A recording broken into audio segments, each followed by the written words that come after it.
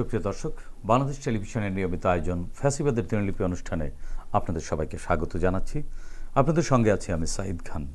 আলোচনার জন্য আমার সঙ্গে আছেন দুজন অতিথি। আমার ডান দিকে রয়েছেন professor doctor Syed Nizar Hossain, Jahangirnagar বিশ্ববিদ্যালয়ের অধ্যাপক। এছাড়াও আমার সাথে আরেকজন অতিথি রয়েছেন। আমার বাম দিকে রয়েছেন সাইফুল ইসলাম, তিনি বাংলাদেশ জাতীয় ছাত্র সমাজের আহ্বায়ক। দর্শক, দুজন অতিথির মুখ থেকেই আমরা ফ্যাসিবাদ নিয়ে শুনব। কোনো শাসক যখন জনগণের মৌলিক অধিকার কেড়ে নেয় তখনই ঘটে গণবিপ্লব। 69, 90 এবং 24-এর অভ্যুত্থান তাই বলে। ফেরাউন, হিটলার, মুসোলিনি, স্ট্যালিন, ইদি আমিন, শেখ মুজিব, শেখ হাসিনা এবং সাম্প্রতিক সময়ের বাশার আল আসাদ পৃথিবীর ইতিহাসে অত্যাচারীর প্রকৃষ্ট উদাহরণ। মানবজাতির ক্যালেন্ডারের পাতাকে রক্তাক্ত করা দেশ বিদেশের এই শাসকরা জেনে গেছেন অত্যাচারের ফলাফল কি হয়। এই অনুষ্ঠানের মাধ্যমে আমরা তুলে ধরি আওয়ামী লীগের 16 বছরের দুঃশাসন। বিভিন্ন আলোচনার মাধ্যমে আমরা চিহ্নিত করব গত সরকারের স্বৈরাচারী ও ফ্যাসিবাদী নীতির ধরন। এর মাধ্যমে আমরা খুঁজে বের করবার চেষ্টা করব নাগরিক অধিকার নিশ্চিতের পথ, যাতে ভবিষ্যতে আর কোনো শাসক নাগরিক স্বাধীনতাকে লঙ্ঘনের সাহস না পায়। দর্শক, আজ 12 ফেব্রুয়ারি 2025। গত 16 বছরের শুধুমাত্র এই দিনটিতে কি ঘটেছিল, অতিথিদের সঙ্গে আলোচনার আগে বিভিন্ন গণমাধ্যম থেকে সংগৃহীত কিছু সংবাদের শিরোনাম দেখে আসি। 2009, 2 শেয়ার বাজারে দরপতন অব্যাহত, ক্ষুদ্র বিনিয়োগকারীরা বিক্ষুব্ধ। 2011, বর্জ্যযুক্ত জাহাজ আমদানির সুযোগ নতুন বিধিমালায়।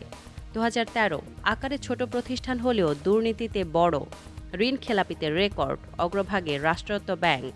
2014, উপজেলা নির্বাচন 2014, হলফনামা লুকিয়ে রেখেছে ইলেকশন কমিশন। মুখে লোকসান, পকেটে অতিরিক্ত মুনাফা, বাংলাদেশ ট্যারিফ কমিশনের প্রতিবেদন। 2015, ঢাকার কারাগারে বন্দির সংখ্যা বেড়েছে 3 গুণ, 37 দিনে সারা দেশে গ্রেপ্তার 13,000, মামলা 700। পুলিশের বাজেটে টান, আরও 126 কোটি বরাদ্দের দাবি। সহিংসতা দমনে প্রয়োজনে এনকাউন্টার, আওয়ামী লীগের সভাপতিমণ্ডলীর সদস্য শেখ ফজলুল করিম সেলিম। 2017, চট্টগ্রামে ছাত্রলীগের কোন্দলে প্রাণ গেল আরও এক কর্মীর। সাংবাদিক শিমুল হত্যা, অবৈধ অস্ত্র উদ্ধার হয়নি এখনও। 2018, বিছানাকান্দিতে 1 মাসে 10 কোটি টাকার পাথর লুট। ব্যাংকে হঠাৎ টাকার টান, ঋণ পাচ্ছেন না ব্যবসায়ীরা, সুদের হার বেড়ে গেছে।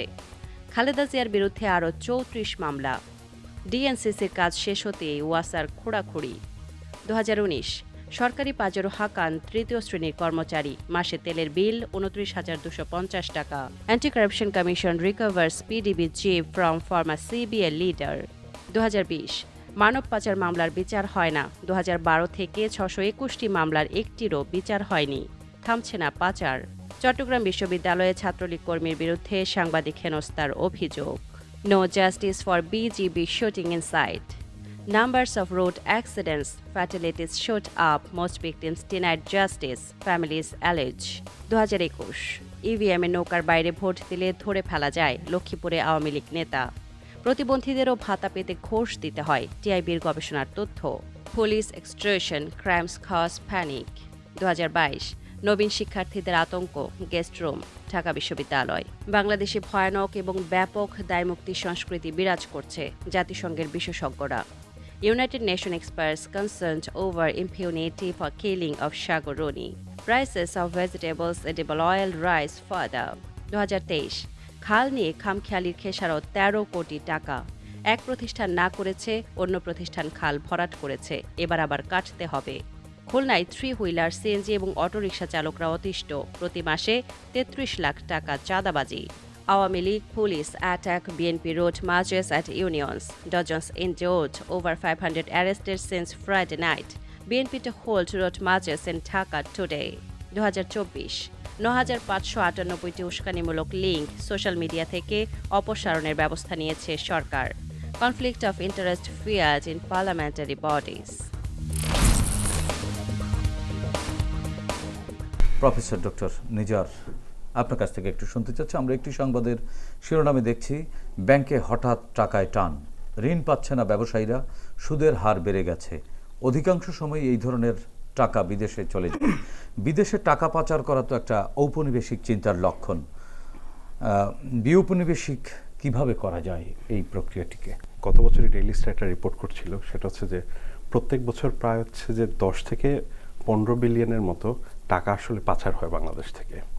এবং হচ্ছে একই সাথে যে মানি লন্ডারিং মধ্যে যে টাকাটা পাঠানো হয় সেটা যদি 1%ও যদি একটা স্ট্যাটিস্টিক্স নেওয়া যায়, যেটা মানে সম্ভবত 2024-এরই একটা বোর্ডিং বার্তা একটা রিপোর্টে আসছে, সেটা হচ্ছে আনুমানিক ধারণা করা হয় যে প্রায় সেটার পরিমাণ হচ্ছে 15,000 কোটি টাকা।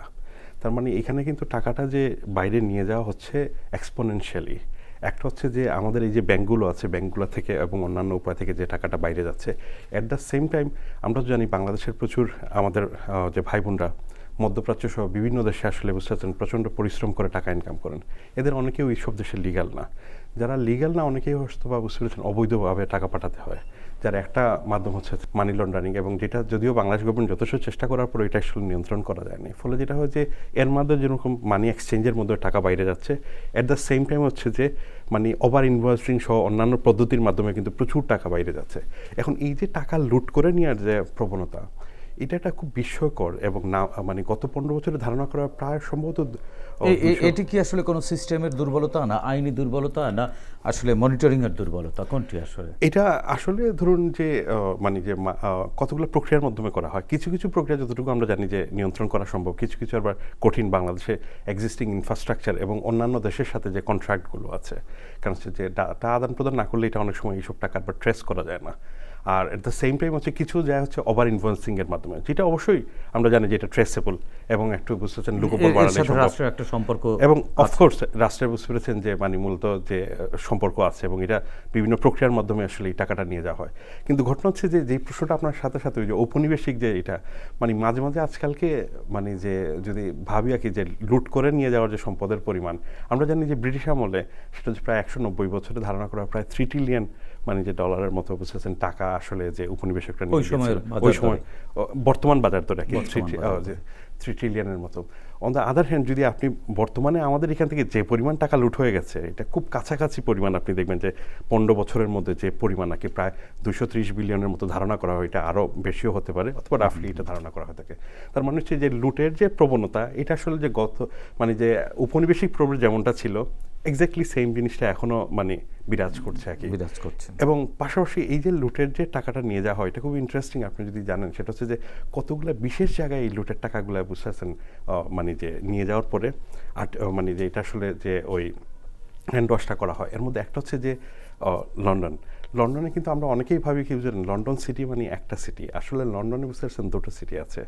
একটা হচ্ছে দ্য সিটি, যেটা বাংলাদেশ সহ ইভেন যারা বাইরেও থাকেন তারা অনেকেই জানেন না যে লন্ডন সিটি মানে দ্য মাইল নামে একটা সিটি আছে, যেটা হচ্ছে নিজস্ব আলাদা আইনে মানে এই পরিচালিত হয়। এবং ওইখানে খুব ইন্টারেস্টিং সেটা হচ্ছে যে আপনি জানবেন যে ওইখানে ধারণা করা হয়ে থাকে পৃথিবীর প্রায় 40% যে ফাইন্যান্সিয়াল অ্যাক্টিভিটিস ছিল ওইখানের মধ্যে, এবং এটা লার্জলি ওইখানেই আসলে টাকাটা কি হয় অধিকাংশ ব্ল্যাক মানিগুলো এইখানে ফার্নিশড করা হয়। এবং হচ্ছে ইন্টারেস্টিং একটা তথ্য, টিউলিপ সিদ্দিক যে তার সিটির মিনিস্টার বলা হয় না, উনি মূলত ওই সিটিটারই মিনিস্টার ছিলেন নাকি পদত্যাগের আগে, আমার মনে হয় এটা একটা উল্লেখ করা। তবে এখানে খুব উল্লেখযোগ্য সেটা হচ্ছে যে বাংলাদেশ ব্যাংক আসলে যে গুরুত্বপূর্ণ ভূমিকা রাখতে পারে, যেমন হচ্ছে আন্তর্জাতিক যেহেতু কিছু মানে ডেস্টিনেশন আছে আমরা জানি যেখানে টাকাটা লুট হয়ে যায়, এবং নির্ধারিত কিছু জায়গাগুলোতে ওইসব দেশের সাথে যদি কোনো ধরনের চুক্তির আসা যায় তাহলে অথবা কিছু কিছু ক্ষেত্রে কিছু টাকা ফিরে নিয়ে আসা সম্ভব। মানে চুক্তি তো করলাম বিদেশের গেটওয়েগুলো বন্ধ করার জন্য, কিন্তু বাংলাদেশের অভ্যন্তরীণ গেটওয়ে তো বন্ধ করা জরুরি। এখানকার গেটওয়ে পাস না হয়ে ওখানে তো যেতে পারে না। জি অবশ্যই, তার মানে যে একই সাথে কি যে বাংলাদেশের তো আইনটা যেমন শক্তিশালী আপনি করতে পারেন, যেখানে আপনার যেহেতু নিয়ন্ত্রণ আছে, মানে আমাদের তো আইন আছে, শক্তিশালী করার উপায় কি? এটার লন্ডারিং রোধে তো আমাদের আইন আছে, পর্যাপ্ত আইন আছে। জি, লন্ডারিং হচ্ছে ওয়ান অফ দেম আর কি, যে আরেকটা হচ্ছে যে ওভার ইনভেস্টিং এর মাধ্যমে যায়। এটা একটা খুব ইন্টারেস্টিং আপনাকে তথ্য বলি, সেটা হচ্ছে যে দীর্ঘকাল ভারত এই এলাকার বুঝতেছেন গবেষকরা বুঝতে পারছিলেন না ব্রিটেনে কীভাবে বুঝতেছেন এখানে একটা টেক্সটের ইন্ডিয়া থেকে যে টেক্সটটা কালেকশন হতো তার একটা পরিমাণ কিন্তু যেত হচ্ছে মানে ইংল্যান্ডে, এটা কিভাবে নিয়ে যাওয়া হতো এটা বোঝা যেত না। এটা মানে অনেক দিনে গবেষণার পরে রিসেন্টলি এটা আবিষ্কার করা হয়েছে। কীভাবে জানেন, ভারত থেকে যে এক্সপোর্টটা হতো ওই টাকাটা আসলে আর ভারতে নিয়ে আসা হতো না, ওইটা যেমন আমেরিকা যাচ্ছে, কানাডা যাচ্ছে জিনিসপত্র, ওইটা সরাসরি চলে যেত হচ্ছে কোথায়, লন্ডনে ওই টাকাটা। ফলে ওইভাবে টাকাটা আসলে হ্যান্ডেলিংটা হতো, মানে বদলটা হতো, যেহেতু রুপিতে ওইখানে নিয়ে কোনো লাভ নেই। সিমিলারলি আপনি দেখেন বাংলাদেশে এখন যেভাবে অবৈধভাবে টাকা গেছে একটা হিউজ পরিমাণ, সেটা হচ্ছে ওভার ইনফ্লুয়েন্সিং। যেমন হচ্ছে একটা প্রোডাক্ট, যেমন মনে করুন এখানে প্রচুর মানে যে কোম্পানিগুলো আছে যারা হচ্ছে যে এখান থেকে ধরুন নাকি যে 10 অথবা 20% প্রফিট দেখে প্রোডাক্টটা হয়তো পাঠাচ্ছে, সেখানে হচ্ছে লোকাল হাউসও তো আছে মানে সিঙ্গাপুরে যেটা হচ্ছে এটা হয়তো বুঝতে পেরেছেন ওইখান থেকে 30 অথবা 40% প্রাইস। যেমন মনে করুন যে $2 একটা টি শার্ট যাচ্ছে, এটা হয়তো বুঝতে পেরেছেন যে মানে যে প্রফিট শো দেখানো হচ্ছে যে মানে যেটা কস্ট হচ্ছে $2, প্রফিট শো দেখানো হচ্ছে যে $2.20, কিন্তু এটা অ্যাকচুয়ালি হয়তো বিক্রি করা হচ্ছে আমেরিকায় বুঝতে পারছেন $5। মাঝখানের যে টাকাটা, প্রফিটের টাকাটা, এটা কিন্তু এটা বাংলাদেশে থেকে আসছে যাচ্ছে। না, এটা বাইরে থেকে যাচ্ছে। এটা হচ্ছে একটা ওয়েতে যে এটা করা হয় আর কি। আরেকটা হচ্ছে যে অন্যান্য বুঝতে পারছেন কৌশল ব্যাংকিং সেক্টরের মাধ্যমে। এটা তো ভাঙতে হবে, এখান থেকে আমাদের বেরোতে হবে। প্রথমত হচ্ছে যে কাস্টমস এবং হচ্ছে এনবিআর এর রেগুলেশনটা আরো বেশি বুঝতে পারছেন স্ট্রিক্ট করা, এটা একটা বিষয়। না, কিন্তু আমাদের দেশের প্রবণতা তো হচ্ছে ফেন্স ইটিং দ্য ক্রপস। জি হ্যাঁ, এই বিষয়টা তো আমাদের একেবারে মনস্তত্ত্ব জুড়ে আছে, বেড়াই ক্ষেত খায়। এটা তো একমাত্র আমরা তো মানে যে আমার ধারণা যে আমার সহ আলোচক বলবেন সেটা হচ্ছে এই মুহূর্তে খুবই জরুরি হচ্ছে পুরো থাকে না যে সিস্টেমটাকে রিপ্লেস করা। সাইফুল ইসলাম একজন তরুণ ছাত্রনেতা, 2011-12 অর্থ বছরে 27,77,00,000 টাকার অনিয়ম এবং ঋণ খেলাপিতে রেকর্ড, অগ্রভাগে রাষ্ট্রায়ত্ত ব্যাংক। এমন অদ্ভুত লুটপাট কার দুর্বলতা বলে আপনি মনে করেন?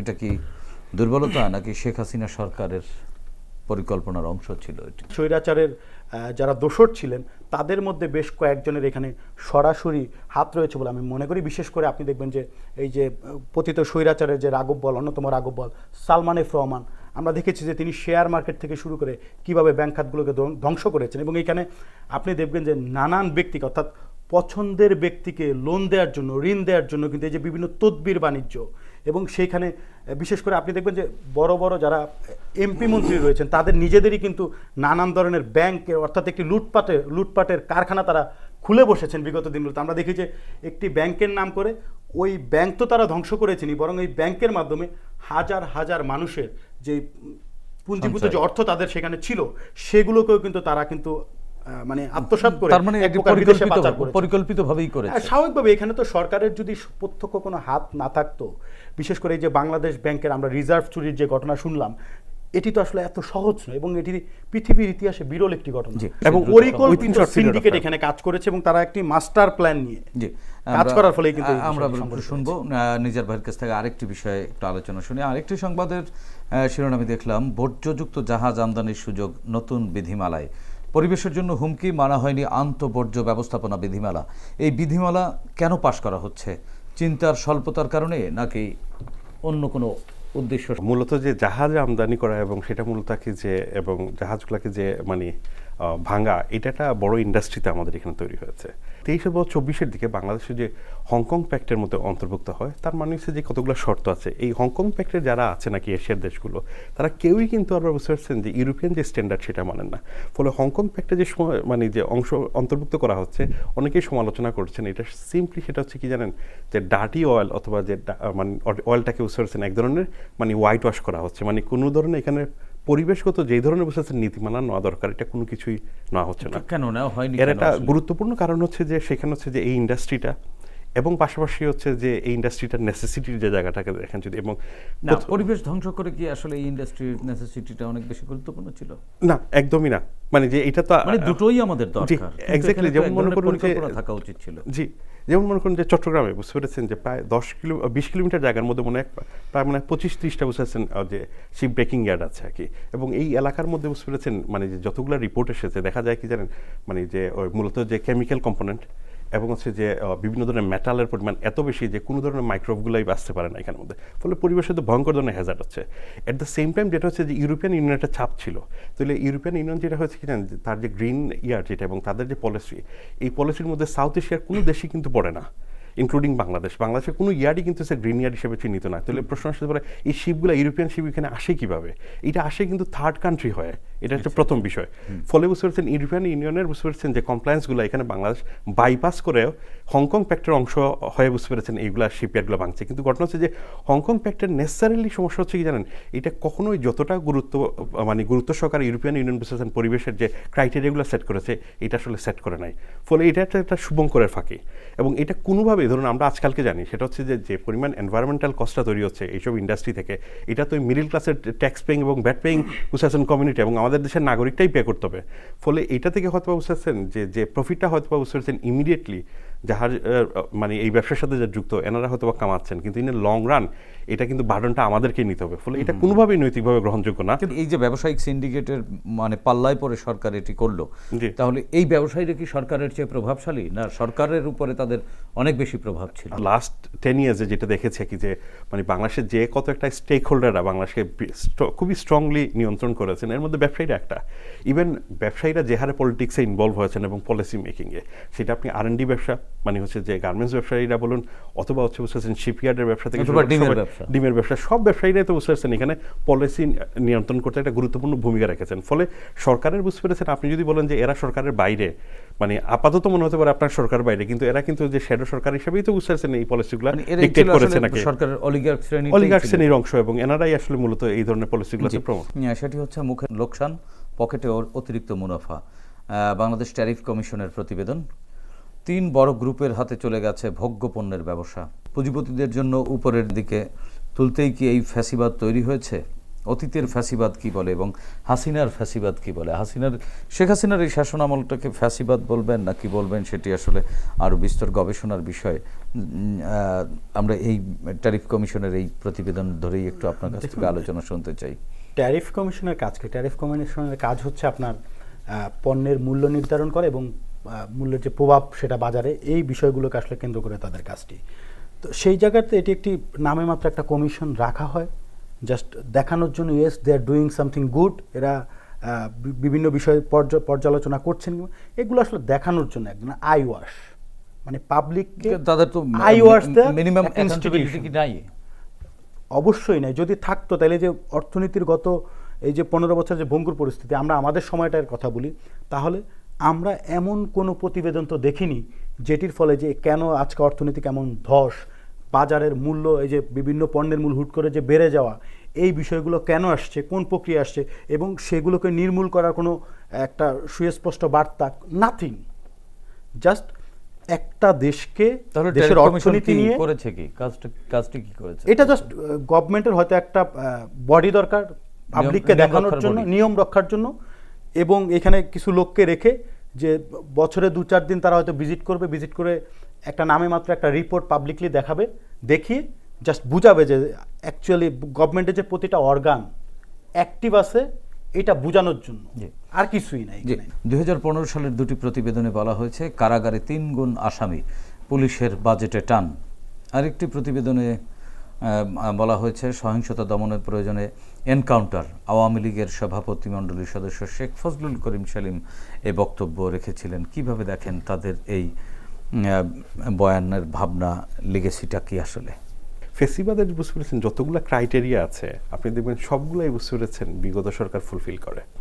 প্রথমত হচ্ছে যে মত প্রকাশের, মানে রাজনৈতিক মত প্রকাশ এবং মত প্রকাশে বাধা দেয়। তারপর হচ্ছে নাগরিক হিসাবে আপনারা বুঝতে পেরেছেন বেসিক যে অধিকারগুলো পাওয়ার কথা সবগুলোতেই বুঝতে পেরেছেন মানে কাটেল করা এবং বিমানবে পরিণত করা। আপনার এই যে তথ্যগুলো আমরা যেটা পাচ্ছি 2015 সালের, যদিও যে অতিরিক্ত মাত্রায় বুঝতে পেরেছেন যাদেরকে মানে যে মানে যে কারাগারে বন্দী করা আছে একটা বড় অংশ, আপনি খেয়াল করেন 2014 মানে যে নির্বাচন পরপরই, কারণ সেটা প্রচুর পরিমাণে বুঝতে পারছেন এখানে হচ্ছে কি পলিটিক্যাল যে মানে যে লোকজনকে এখানে মানে অ্যারেস্ট করে রাখা হয়েছে, এবং আমরা জানি প্রচুর পরিমাণ করা হয়েছে। এবং পাশাপাশি যদি এবং ধারণ ক্ষমতার বাইরেও রাখা হয়েছে, এরকম রিপোর্টও ছিল। জি, এক্স্যাক্টলি। ক্রাইম কমিট করেছেন এবং তার জন্য যে এভিডেন্স আছে তা না, আপনি পারসিভড ক্রাইম করা মানে হয়তো আপনার ক্রাইমটা বুঝতে পারছেন অন দ্য প্রসেস অথবা করতে পারেন, এই ক্ষেত্রেও কিন্তু অ্যারেস্টের এক ধরনের অধিকার দেওয়া হয়েছে। ফলে কি হয়, এটাকে এক ধরনের মিসইউজ করে প্রচুর পরিমাণ লোককে যাকে তাকে বুঝতে পারছেন অ্যারেস্ট করা হয়ে থাকে। পাশাপাশি আমরা যেটা দেখি কি জানেন, সেটা হচ্ছে যে এই রাষ্ট্র যে কাজটা করছে, যে বেশ কিছু রিপোর্টও তো আসছে গত 15 বছরে, সেটা হচ্ছে যে মানে এক্সট্রা জুডিশিয়াল কিলিং, যেটা হচ্ছে যে মানে মূলত যে পরের বক্তব্যে তো এটা পরিষ্কার হয়ে উঠতেছে, সেটা হচ্ছে প্রায় দেখা যায় কি জানেন, সেটা হচ্ছে যে 2699 জনের মতো লোক মানে যেটা মানে অধিকার যে ডাটাটা প্রকাশ করেছে এই পরিমাণ, সেটা হচ্ছে কি জুলাইয়ের মানে মুভমেন্টের আগে কিন্তু এই হিসাবটা মূলত যে এই পরিমাণ লোককে বুঝতেছেন ক্রসফায়ারে হত্যা করা হয়েছে। পাশাপাশি আপনি দেখেন সেটা হচ্ছে যে কাস্টডিতে মৃত্যুর পরিমাণ প্রায় 1000-এর উপর, রেটিংটা বেড়ে গিয়েছিল এটা। এবং হচ্ছে যে গুমের পরিমাণ হচ্ছে যে 677 জন, এটা হচ্ছে যেটা অফিসিয়াল নাম্বার, যেটা হচ্ছে যে পলিটিক্যাল পার্টিগুলো এটি প্রকাশ করেছে। এবং এবং হচ্ছে সঠিক সংখ্যা এখনো আমরা আরো জানতে পারি বড় স্কেলে হবে আর কি। যেটা এখন যদি এইটা যদি আপনি হিসাব করেন, সেটা হচ্ছে পরিষ্কার যেটা দেখা যাচ্ছে কি যে সেটা হচ্ছে যে মানে আমাদের এখানে যে মানুষ হিসেবে যে অধিকার পাওয়ার কথা, বুঝতে পেরেছেন, এটা রাষ্ট্র যে ধরনের অধিকার, তার কোনো কিছুরই ধারে কাছে এখানে ছিল না। আমি একটু ভাইয়ের সাথে অ্যাড করি, ভাই যেটা বললেন যে ফ্যাসিবাদের কাঠামোর কথা, মানে এটি একটি ফ্যাসিবাদ হচ্ছে একটি রাজনৈতিক কাঠামো আর কি, রাজনৈতিক ফ্যাসিবাদও একটা সিস্টেম হ্যাঁ সিস্টেম, জাস্ট যে সিস্টেমটাকে অ্যাকচুয়ালি একটা গভর্নমেন্ট মিসইউজ করে স্টাবলিশ করে।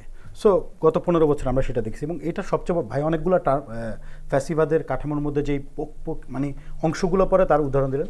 এর মধ্যে আরেকটি মেনশনেবল পার্ট হচ্ছে আয়নাগর। আপনি দেখেন আয়নাগর সম্পর্কে কিন্তু এদেশের মানুষ জানতোই না, জাস্ট এই বিগত সরকার এই আয়নাগরকে এস্টাবলিশ করছে। জানতো না মানে ছিলই না, মানে একটা জিনিস যখন এক্সিস্ট না করে তাহলে আমরা জানবো কিভাবে। মানে এই যে ফ্যাসিবাদের নতুন একটি টার্ম, তাদের যে বৈশিষ্ট্যের মধ্যে নতুন একটি না, বৈশিষ্ট্য, এটি ফ্যাসিবাদের নতুন টার্ম না। একজন নিপীড়ন সেল কিন্তু হিটলারেরও ছিল। নিপীড়ন সেল মানে নিপীড়নের নানান কৌশলের মধ্যে এটি থাকে। আয়নাগর আমাদের নতুন একটা সংস্কৃতিতে নতুন টার্ম আয়নাগর, সেটাই আমি বলছি। এবং সেখানে আপনি দেখেন এই যে আমরা যারা স্টুডেন্টদের অধিকার নিয়ে কাজ করতাম, আমি একজন স্টুডেন্ট অ্যাক্টিভিস্ট 2019 সাল থেকে শিক্ষার্থীদের বিভিন্ন বিষয় নিয়ে কাজ করি। সো 2021 সালে গণপরিবহনে হাত বাড়ার জন্য আমরা আন্দোলন করছিলাম। ঢাকা কলেজের বেশ কয়েকজন শিক্ষার্থী সহ আমরা মোটামুটি, এটা পরবর্তীতে কিন্তু সরকার মেনেও নেয়। তো তখন ঢাকা কলেজের ছাত্রলীগের যারা ছিল তারা আমাকে ক্যাম্পাসে 200-300 নেতাকর্মী আমাকে ধরে বিভিন্ন প্রশ্নের সম্মুখীন করে। আমার বাবাকে পর্যন্ত ফোন দেয়, ফোন দিয়ে আমার বাবাকে জামাত শিবির ট্যাগ দেওয়া হয়, বলে যে আপনার ছেলে ঢাকায় যে এরকম আন্দোলনটা আপনি কি জানেন, মানে এইভাবে আমার বাবাকে থ্রেট করছে। এবং তারা একটা পর্যায়ে থানায় ফোন দেয়। দেখেন তাদের নিয়ন্ত্রণটা কোন লেভেলে চলে গেছে। থানায় ফোন দিয়ে বলতেছে যে সাইফুল নামের একটা ছেলে, ও এরকম আন্দোলন করে, আপনারা জানেন? হ্যাঁ, তখন থানা থেকে বলছে আমরা জানি। তো বলছো ওরে আমরা এখানে এখন আমরা রাখছি ওকে জিম্বি করে, আপনারা এসে ওকে এখান থেকে নিয়ে যান, নিয়ে যে কোনো একটা মামলায় ওকে চালান দিয়ে দেন। তখন থানা থেকে বললো তো আমাদের অলরেডি রেড লিস্টেড। আমি অবাক হইলাম। মানে টু সাম এক্সটেন্ট আমরা জানি যে রেড লিস্টেড কারা হয়, যারা সন্ত্রাসী কর্মকাণ্ড করে, বিভিন্ন অপকর্মের সাথে জড়িত সামাজিকভাবে তারা।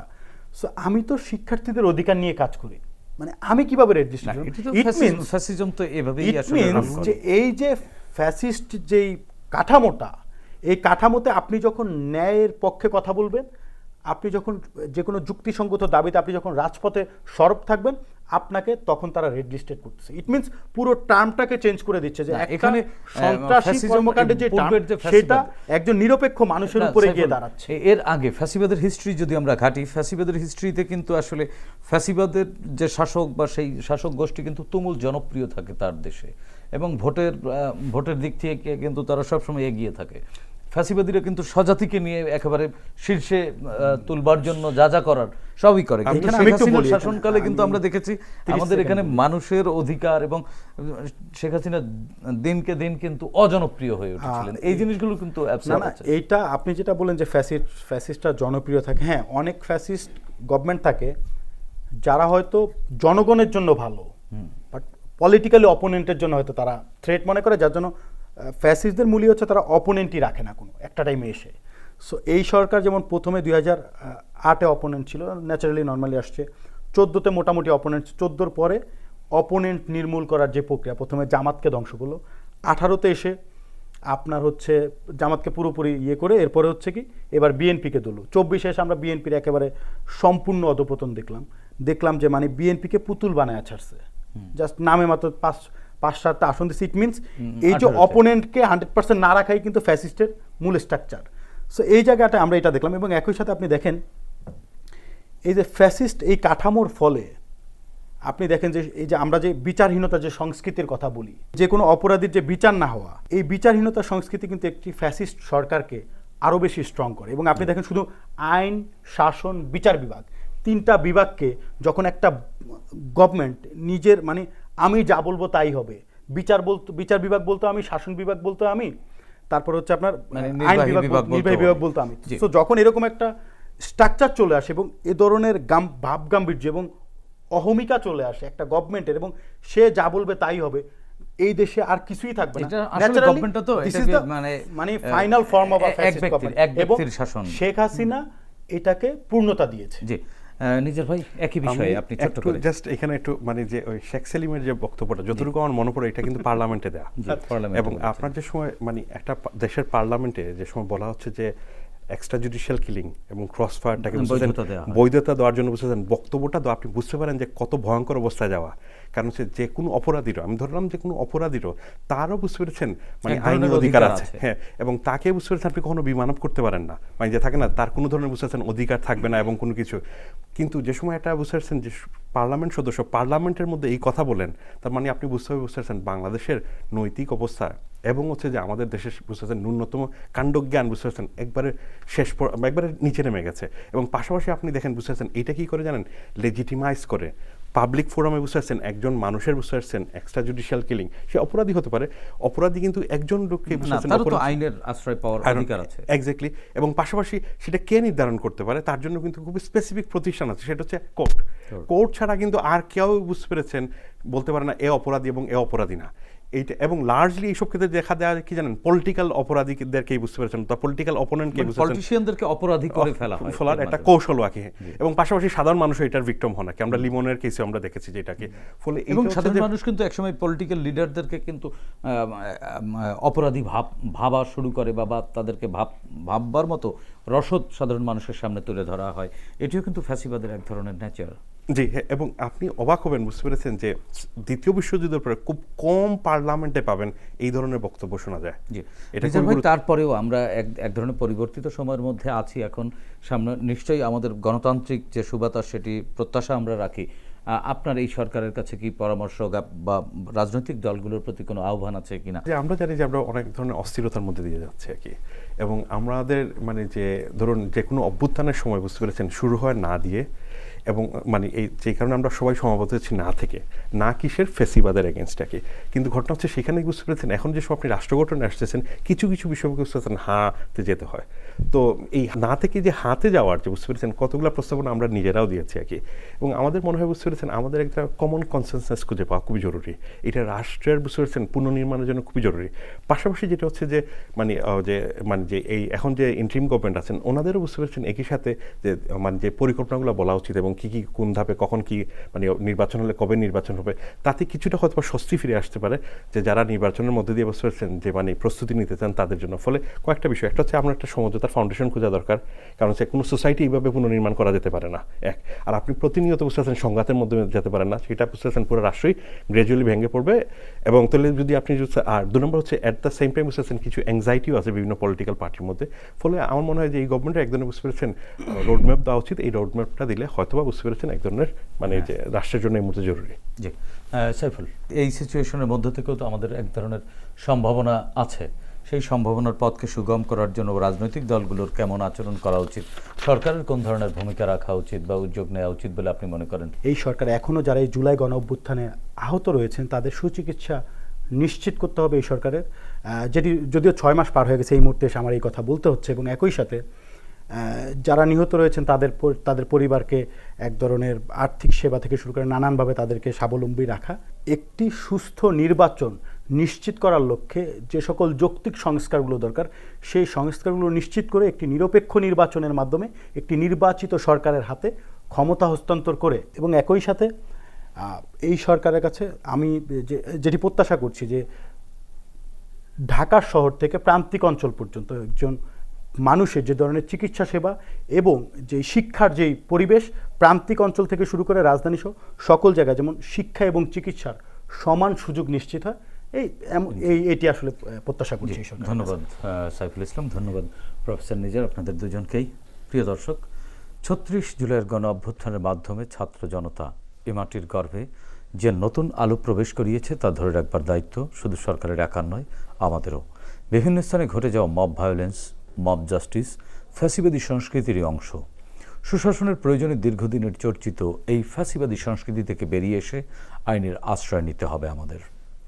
আসুন আমরা সুনাগরিকের পরিচয় দেই, ফ্যাসিবাদকে রুখে দেই। প্রিয় দর্শক, দেখা হবে আগামী পর্বে নতুন অতিথিদের সঙ্গে। ততক্ষণ পর্যন্ত ভালো থাকুন, সুস্থ থাকুন, বাংলাদেশ টেলিভিশনের সঙ্গেই থাকুন। খোদা হাফেজ।